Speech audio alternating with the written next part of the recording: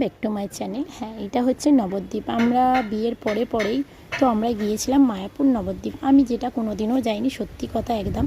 তো আমি যেদিনকে মায়াপুর নবদ্বীপ যাই সেদিনকে আমার একটা দিদির সাথেও দেখা হয়ে গিয়েছিল, রিয়াদি, যার বাড়িতে নবদ্বীপে।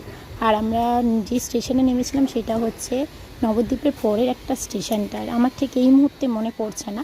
তো তারপরে নামার পরে আমরা টিকিট কেটে নিয়েছিলাম, যেহেতু ওই গঙ্গাটা পার করতে হবে। আর আমি প্রথমবার ওই গঙ্গা যমুনা একসাথে আমি দেখেছি, মানে একসাথে ওই নদীটা, যেটা আমার অনেক দিনের ইচ্ছা ছিল, বহু পুরনো একটা ইচ্ছা, যেটা আমি মানে আমার ইচ্ছাটা আমি পূরণ করতে পারলাম, যেটা তাও আমার হাজব্যান্ডের জন্য। তো আমি খুব লাকি যে আমি মন্দিরে গিয়েছিলাম।